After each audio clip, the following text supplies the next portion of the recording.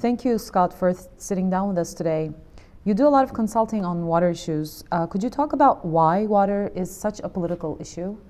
Sure. Well, I think there are a couple of sort of dimensions to it, but I think really what it comes down to is just the fact that no matter what kind of who you are or what kind of political interest you might represent, water is equally valuable to pretty much every constituency that you might be able to think of. So whether you're a political figure or a politician and you're interested in reaching out to agricultural groups of farmers or urban residents or even environmentalists, water is an almost equally valuable resource to all of them. So I think it's just the fact that it is so valuable to everyone that makes it politically a very important and contested resource.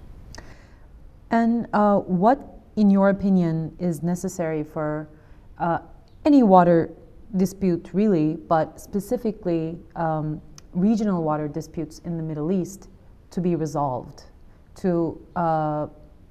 not to be resolved, for the populations of the Middle East to begin discussing some solutions to conflicts that arise out of water, whether it's use of water, water as a resource, treatment of water, everything that's related to water.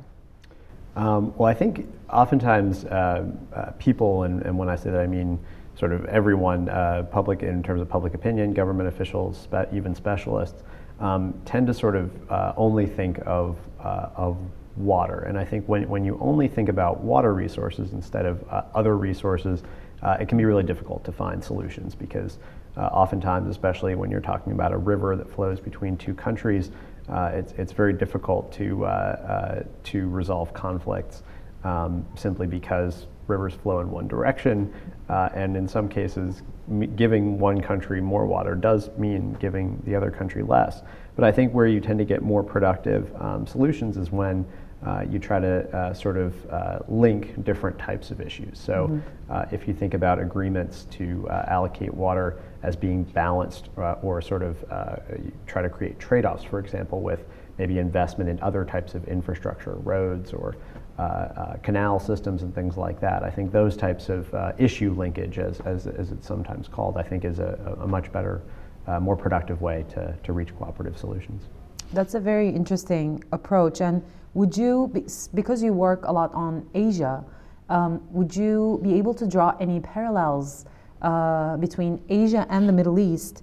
Or would you say there are any lessons that the Middle East can learn from the Asian experience? Either good lessons or maybe lessons from bad experiences?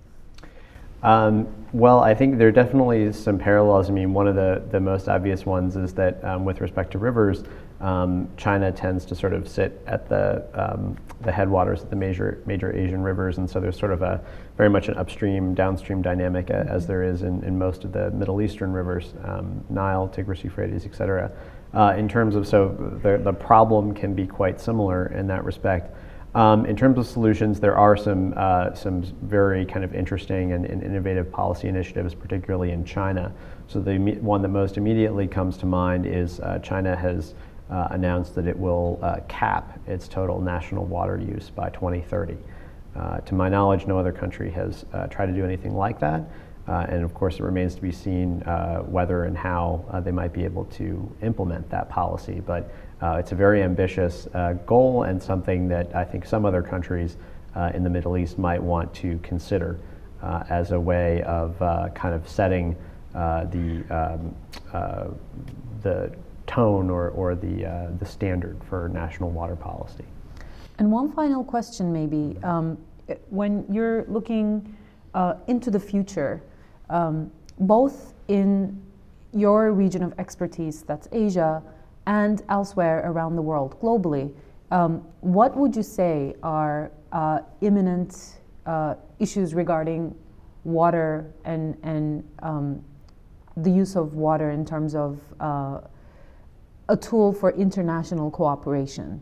When you look into the future, what do you see? Do you see a good picture or a bad picture? Well, I'm fairly optimistic in most areas. So, I mean, in most parts of China, for example, I think Ultimately, kind of a combination of technological improvements and better management will sort of allow us to get through the crunch, if you want to think of it that way.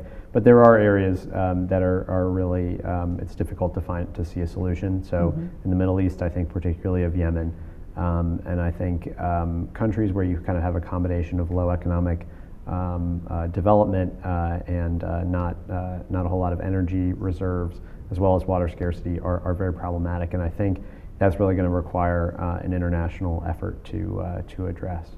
Okay, thank you very much, Scott, for sitting with us today. Thank you.